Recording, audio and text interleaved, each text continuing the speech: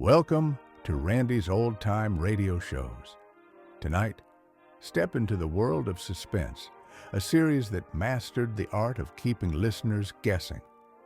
From unexpected twists to chilling revelations, these stories have captivated audiences for decades. Keep your ears sharp and your senses alert.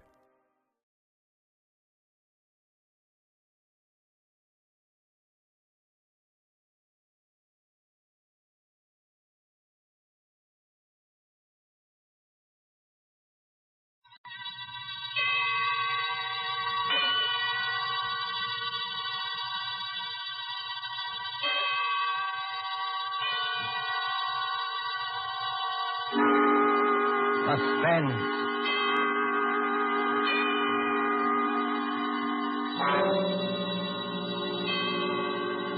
This is the Man in Black, here again to introduce Columbia's program, Suspense. Our stars tonight are Miss Agnes Moorehead and Mr. Ray Collins. You have seen these two expert and resourceful players in Citizen Kane, The Magnificent Amberson, in which Miss Moorehead's performance won her the 1942 Film Critics Award. Mr. Collins will soon be seen in the Metro-Goldwyn-Mayer Technicolor film, Salute to the Marines. Miss Moorehead and Mr. Collins return this evening to their first love, the CBS microphone, to appear in A Study in Terror by Lucille Fletcher, called The Diary of Saphronia Winters. The story told by this diary is tonight's tale of suspense. If you've been with us on these Tuesday nights, you will know that suspense is compounded of mystery and suspicion and dangerous adventure. In this series are tales calculated to intrigue you, to stir your nerves, to offer you a precarious situation, and then withhold a solution until the last possible moment. And so it is with the Diary of Saphronia Winters and the performances of Agnes Moorehead and Ray Collins, we again hope to keep you in suspense.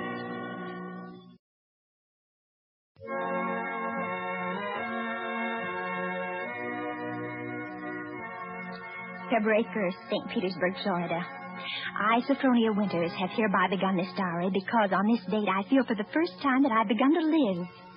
Diaries are no good unless one has thrilling experiences. For 40 years, I've never had what could really be called a thrilling experience. But Papa's death has changed everything. Here I am in beautiful St. Petersburg with everything to start life anew, money in my purse, 2 suitcases full of new clothes, and a gorgeous new permanent wave. And Florida is really the land of romance. It doesn't matter whether you're 17 or 70. There are parties and dances and bingo games and flirtations for all. My landlady, in fact, tells me that people often become engaged and even married to perfect strangers overnight. I'm still shy, of course, but just the same, it's such fun and so thrilling to think one's fate may be just around the corner.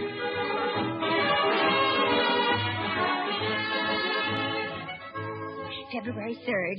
Oh, diary, it is beginning. This morning when I came out of my lodging house to go down to the beach, I noticed a man, a thrilling-looking man, sitting across the street on a bench.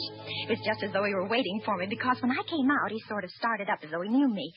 Of course, I didn't speak first, but I knew the minute I started down the street that he was following me. Well, I got to the beach and sat down with my magazines, and suddenly there he was, strolling toward me with a broad smile. Well, sitting out here all by your lonesome? Yes, I am. Didn't I see you last night over at the Starfish Tea Room? The Starfish Tea Room? Mm-hmm. Oh, yes, I was there yesterday. But it was so crowded, I'm afraid I don't recall. Quite a nice cuisine they've got over there. Mind if I sit down beside you? Oh, not at all. Oh, just a minute. Sit on this magazine. The beach is so sandy. Oh, sand doesn't bother me. I'm from Maine, you know. We get plenty of sand up there. Do you? You've been down here at St. Pete long? Oh, it's just 3 days. 3 days? That's a long time. It's a wonder I didn't spot you before. Oh, Mr. Johnson's the name, Hiram Johnson. Oh. I come from Green Harbor, Maine. Run a big hotel up there summers. Well, that's my whole history in a nutshell. My name's Saphronia. Saphronia Winters. Saphronia? Uh-huh. Well, you know, that's quite a coincidence. My sister-in-law's name was Saphronia. Oh? Saphronia Johnson. You ever heard of her? She looked quite a bit like you, too. Saphronia Johnson? No, I'm afraid I haven't. Who was she? Someone very famous? I'm so ignorant about these things. Oh, that's all right. Say, look at that sun, will you? I'd say it was pretty nearly time for lunch.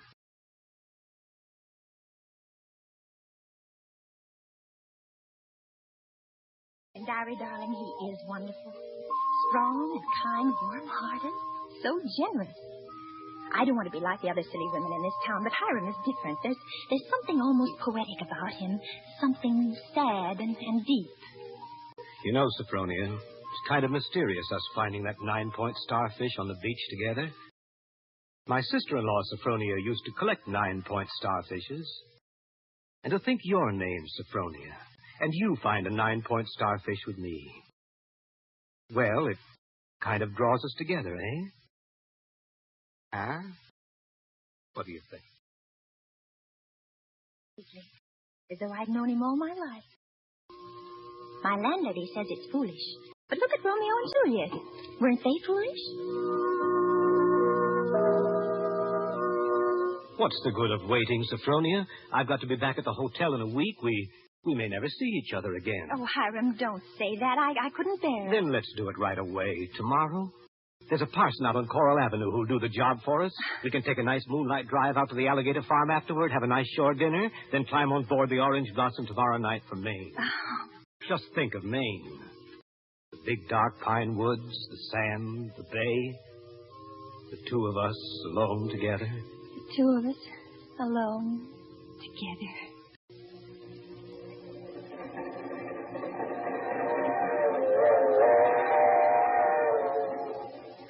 February 7th, on board the Orange Blossom.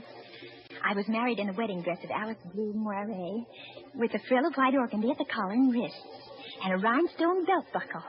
Hiram sent me talisman roses. I'm pressing one precious flower between the pages of this diary for luck.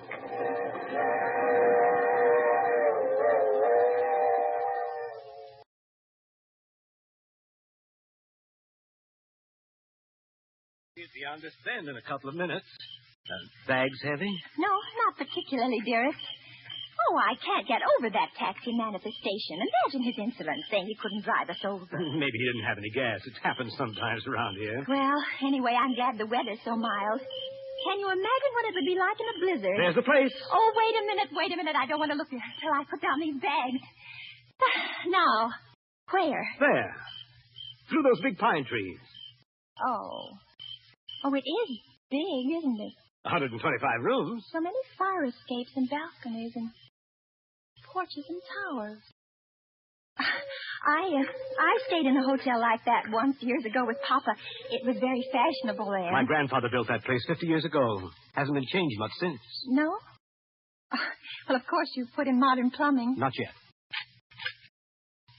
Here we are. Walk in.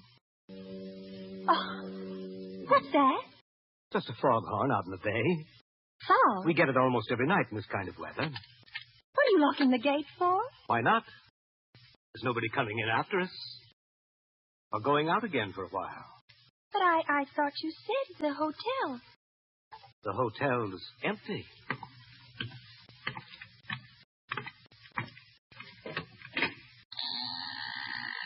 Hiram. What is it now? Hiram, darling, I know it sounds silly, but let's not go in there tonight. Let's wait until morning. Why? Oh, just because it's so dark and empty, there's not a light in the whole place, and no one's expecting us. What do we eat? Where will we sleep? Let's stay in the village just for tonight. I've got things to eat and a place to sleep. Come on. Oh, my arm, Hiram! Do you remember my telling you down in Florida about my sister-in-law, Saphronia?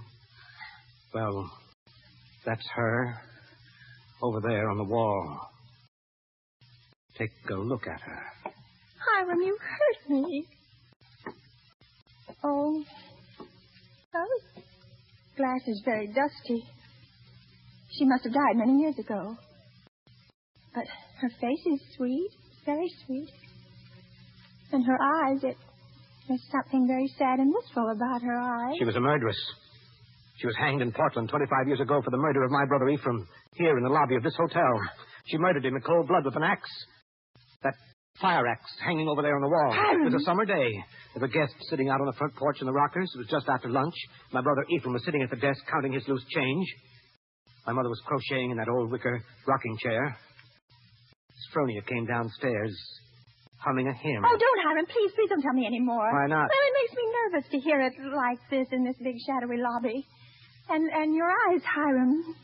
Your eyes. Hiram, you're acting so strange. Hiram, what's the matter with you, dear? I know it was a terrible tragedy, but it happened 25 years ago. Don't touch me, Saphronia. Don't touch you. Do you remember what I said to you in Florida? What did you say? Well, you said a million sweet and wonderful things to me, Hiram. I said you resembled my dead sister-in-law. Look at her again. Look at her closely. Sophronia. But why? Oh, no, I can't. It's too horrible. I can't look at her face with any pleasure now, knowing she was a murderess. You're afraid to look at it? No, I'm not afraid. Hiram, please, my arm. Oh, very well. I'll look. Now, stand there quietly. Like that. Take off your glasses. That's all I wanted to see. That's all I wanted.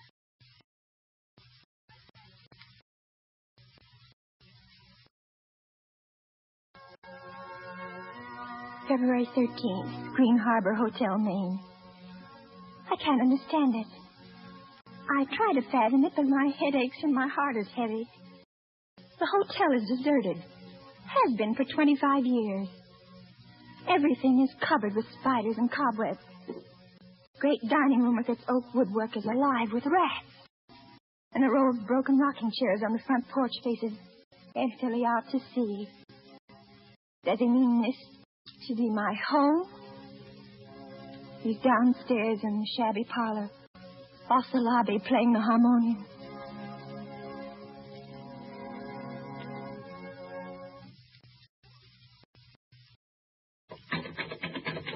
Sophronia. Yes? Yes, Hiram? Sleeping? No, dear.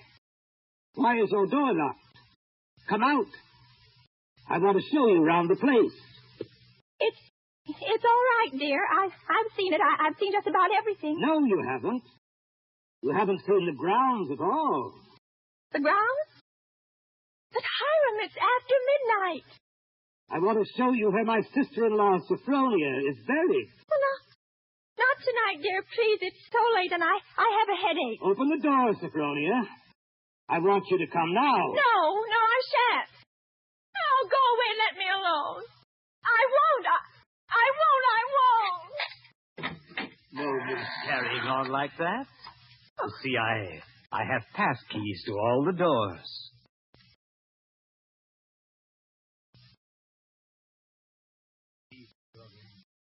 Beyond, where those 4 birches are standing, is where my sister-in-law, Saphronia, was laid away 25 years ago. It was the biggest funeral in the neighborhood. Folks crowded outside the gate with the dozens trying to get a look, but we wouldn't let them. Buried her ourselves without a service out here by herself on the grounds. Ephraim's buried in town, but not Saphronia. I had a feeling I'd have to keep an eye on her even then. Keep an eye on her? I knew she was one of those restless sleepers who wouldn't stay quiet in her own grave. I knew before the year was out she'd find some way to start roaming around, hunting for mischief again. She was a young she-devil to the core, Saphronia. They could hang her till doomsday. Wouldn't do any good. You mean you think she haunts this hotel? No, not this hotel. She never had any use for it, alive or dead. No. She makes for the warmer climates. She was always a cold-blooded little fish, freezing and shivering all the time. Places like California and Texas and Florida, she makes for. Florida? Yes, that's one of her favorite haunts, particularly around St. Pete. She likes the flowers and the sun and the romance. Hiram, I feel cold. Do you mind if I go inside Just now? a minute. I haven't explained everything. You think I'm crazy, I guess. Crazy. But I'm a lot smarter than some people give me credit for. Because, you see, I have found her now. 3 times. You see that grove of birches over there? Under every one of them's a grave. I found her wandering the earth in disguise 3 times. And I've killed her 3 times. It still doesn't do any good. She's still restless. You mean you've killed 3 different women? So now I keep another open grave to remind her. It's waiting now. Would you like to see it, Saphronia? No, Hiram. No, please, Are you afraid to see it, Saphronia? No, Hiram, you don't mean to say that you think just because my name happens to be Saphronia and that I look a little like... Think what, Saphronia? Nothing.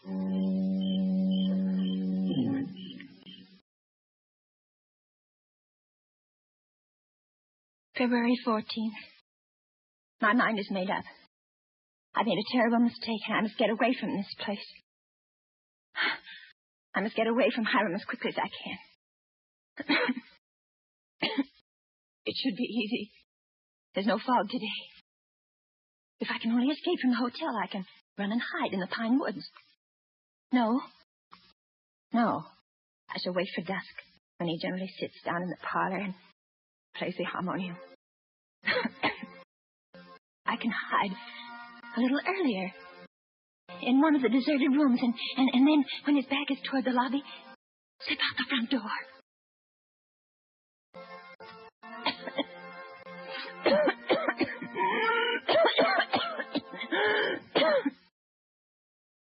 Saphronia? Saphronia? Saphronia! Oh, there you are. What's the matter? Anything wrong? No, Hiram. You didn't want anything outside, did you? Because if you do, you'll have to ask me to get it for you. You see, I always keep the front door locked. Yes, Hiram. Yes, the back door, too. And all the doors leading out into the porches and fire escapes. And a good many of the windows. It makes one feel safe from thieves and peeping Toms. Oh, you've got a cold. That's too bad. Yes. I must have caught it last night. Outdoors. The damp. You ought to be in bed. A good bed. The only good bed in the house is in my sister-in-law, Saphronia's old room. No, Hiram. I'm all right. It's just a little head cold. Oh, little head colds often develop into pneumonia. Why, it's too bad I didn't think of that before. You might have slept in it from the beginning. Here, up these stairs. What? What's the matter? Are you so weak? No. No, I'm all right. This room is the cleanest in the hotel, too. I've always had a sort of suspicion about it.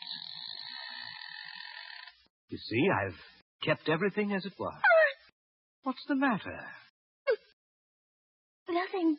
It's just that... It seems kind of familiar. No. It's just that seeing it so clean, seeing it as though someone were living here, as though they'd only just stepped out for a moment. It's as she left it that afternoon when she walked down to murder my brother. You see her needlework on the table with a needle sticking in it? And her hymn book still open? She was very fond of singing hymns, Saphronia was. Had a nice voice, too. I used to accompany her. I'll turn down the bed for you. Then you can get undressed while I go and make you some hot tea. No, I don't want any. Here's the closet. You can put on one of Saphronia's dressing gowns.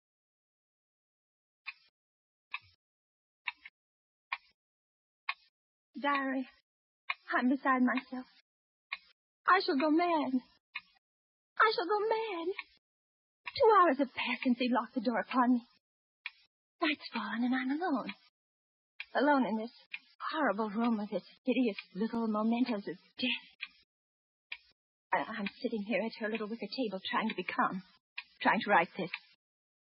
Somehow, when one writes about a thing, it doesn't appear so real. My hand is just brushed against her needlework. Her hymn book, where they still lie, waiting. I can bear having them near me no longer. I must get them out of sight. Anywhere. In that closet. A bureau door. Ready for your tea? No. Yes, Hiram. Why aren't you in bed? You'll take worse cold, you know. I'll get in bed in a minute. First, Oh! Brushing up on your needlework again? my needlework? You've got it in your hand. Have I? Oh, yes. Yes, so I have. But I wasn't working on it, Hiram. I swear I wasn't. I've never done a stitch of needlework in my whole life. I don't know one embroidery stitch from another. Let me show you. Look, I don't even know how to hold the needle. Get into bed, Saphronia. You're feverish. Before we go on, Hiram, before you go on thinking, we've got to have an understanding. You've got to let me explain. I was born in 1892 in Kalamazoo, Michigan.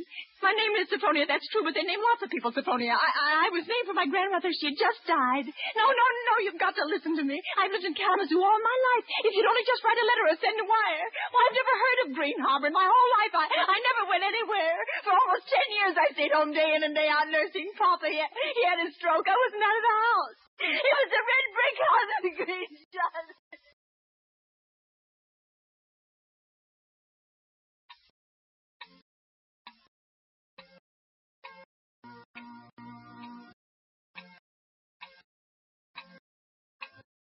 February 15th. Now I live only from moment to moment, listening to each creak upon the stairs. I've been in bed all day. It's night now. A foghorn has begun to blow again.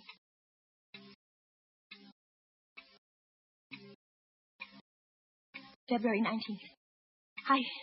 I woke up early this morning after a wretched night, and the date was burning in letters of fire in my brain. If he's planning to kill me, it'll be today. But the hours have been crawling on. It's almost midnight.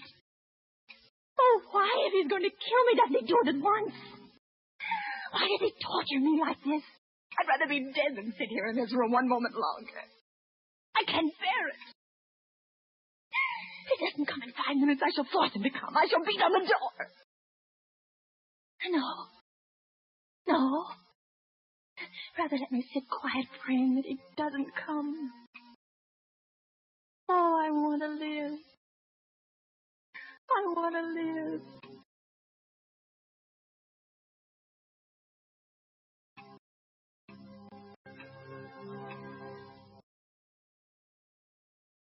Saphronia! Saphronia! Come downstairs. I want you to sing me a hymn. Sing? He never asked me to sing for him before. But she sang. I can't sing, dear. I told you that long ago. Did you? Well, I'd forgotten. And besides, how can I come downstairs when my door's locked? It's unlocked. Try it. Unlocked? Oh, no. How could it be? Oh, it is, and I never know it. I never know it. Coming? He unlocked it. Sometime while I was just sitting. Oh, why didn't I try a few more times? Why did I just sit there assuming? No, he's caught me anyway. He didn't know me. But I might... Oh, now it's too late. He's going to kill me. Saphronia! Yes, Hiram. I'm coming.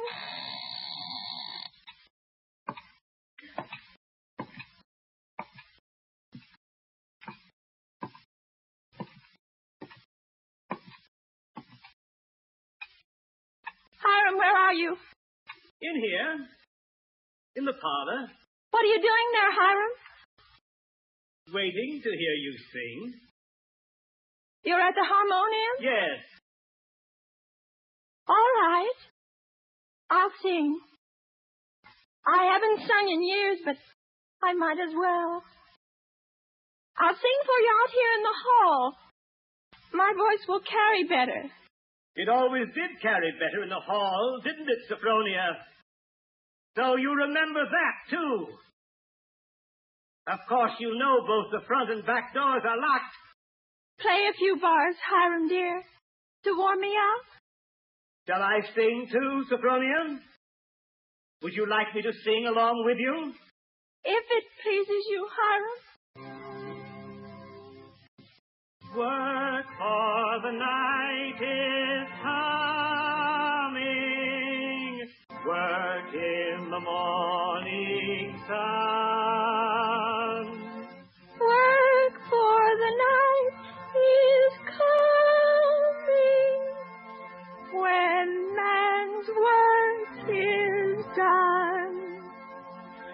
Work while the daylight darkens. Work in the summer sun. Work for the night is coming.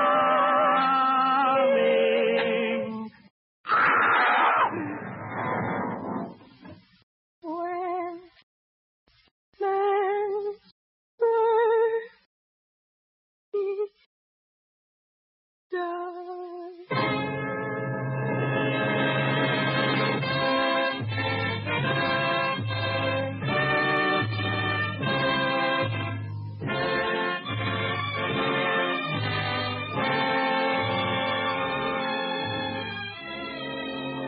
There's only one more page. Shall I read it to you? Yes. Yes, go ahead. March 22nd. I've been sick, I think, for a very long time. The pages of my diary are blank, but I shall take you out again, poor diary, today and start you over again. No, I shall never look back at the other pages. I shall only write on and on about this beautiful place, so that no one reading this diary will ever know that I did it.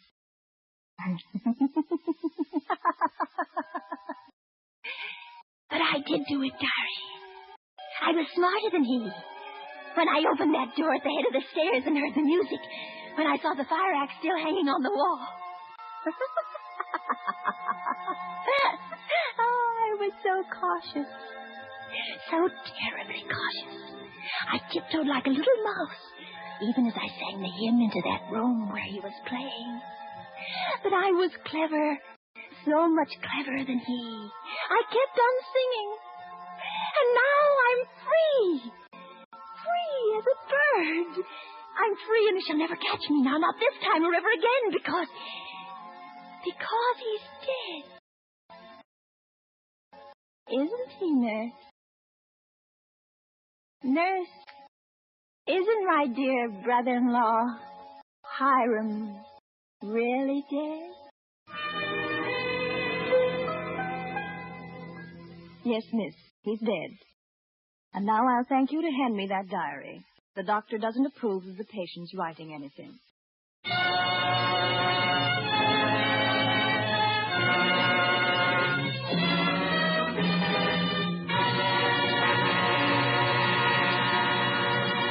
And so closes The Diary of Saphronia Winter, starring Agnes Moorehead and Ray Collins. Tonight's tale of Suspense. This is your narrator, the man in black, who conveys to you Columbia's invitation to spend this half hour in suspense with us again next Tuesday, when Richard Dix, Gail Page, and Montague Love star in Death Flies Blind. The producer of these broadcasts is William Spear, who with Ted Bliss, the director, Lud Gluskin, the musical director, Lucian Mohowick, the composer, and Lucille Fletcher, the author, collaborated on tonight's Suspense.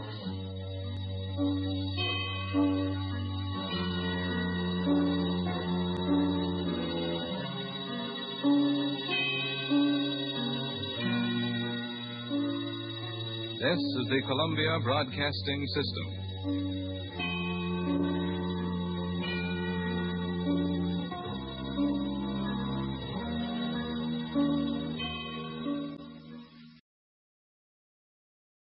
Well, folks, that's it for this episode here at Randy's Old Time Radio Shows.